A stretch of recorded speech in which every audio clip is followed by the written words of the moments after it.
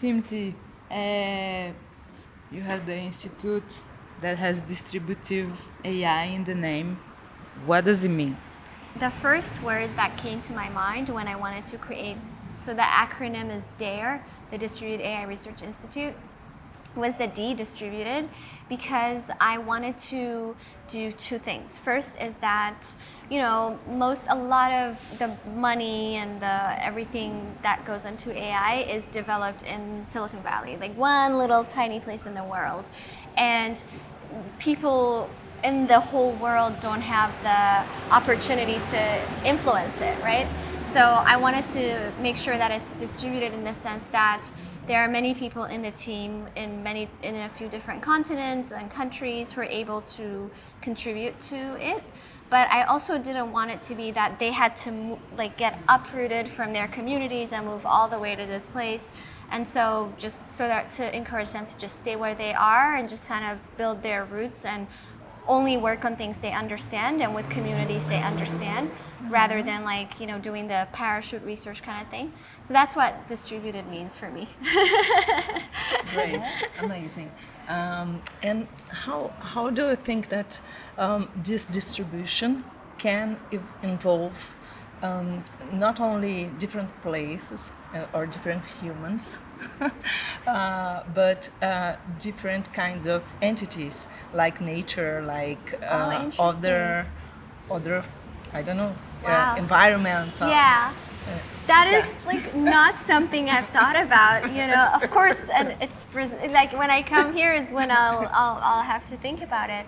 Well, I think,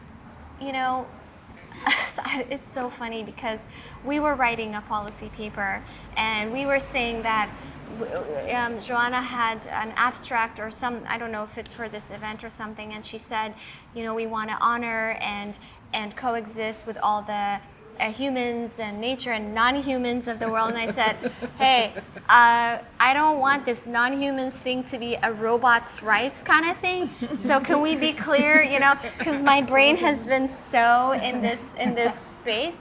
Because when we think about, you had they had this session called Better Utopias at this conference that I'm here for. So it's basically analyzing the utopian visions of those who are building tech right now versus what we want. So you look at their utopian visions, it's basically to eliminate nature. That's in one sense kind of the utopia. It's to transcend nature, to get rid of our humanity, just like better species. It's basically eugenics. And for me, it's the complete opposite. It's to be human, understand our ecosystem, coexist with our ecosystem, and basically understand what we have to give it and what it has to give us, right? And that's kind of what I want, rather than plundering the universe, just extracting resources, which is kind of the utopia that is currently building. So that's how I would think that, other entities could be involved in this distribution. Amazing. Yeah. I laughed a lot when you said, take it off, and I was like, she thought why? it was so funny. It's a robot. And I was thinking about nature. I know. This is and how I was like, whoa. They've infected my brain. Because I'm like, I don't want them to think that we're in the robots' rights. But we situation. were writing in English, that would lead to that. But it makes sense, non-humans, it totally makes sense. But I'm like, these people have, all these words, keywords, and I don't want to be part of that. Yeah, it was so funny. And would you tell us about example of a project that we're working on? Yeah, to concretize the concept. Yeah. So when you said, the distribution being not just geography, but also, other entities and stuff, the other thing I was thinking about is the distribution being interdisciplinary across disciplines as well, but not just across disciplines like engineering and the humanities or whatever, but also between people who acquired their knowledge from like us, school scholars, or people who acquired their knowledge from experience, right? Lived experience. And so it was very important to me to have people who are activists and organizers and data labelers who are very exploited. So one of the things that we want to make sure is that we want to make sure every project that we have is led by someone with deep contextual knowledge. So like, for example, we just had another kind of session at this conference where it was about the harms of social media platforms. And so we had one of our collaborators is a content moderator. And so Mila, who's actually come, oh no, she's not coming because she had to leave, but she's very sad. But she has this project called the Workers' Enquiry Project, where we collaborated with 15 data workers around the world. So like in Kenya, Venezuela, in Germany, and Syria. And each of them sort of lead research questions about their work conditions and the things that they want to talk about. So we have like, one of them wrote a report, one of them had a zine of the different stories of the women content moderators, one of them had a podcast, a documentary.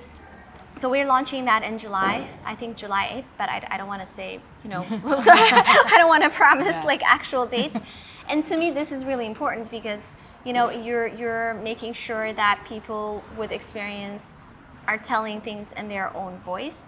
Another example I can talk about is that, for instance, well, I guess the distributed aspect is that we have this project of a federation of natural language tech startups that we're working on. So the idea is that with big tech companies, they're moving to this model of like one thing for everyone, right? One model for everyone. Like we have one machine translation model that can translate from any language to any language. It's just one thing, right? And so if it doesn't work, but if they had their say, like you would get all of your services from this one giant company wherever you are in the world.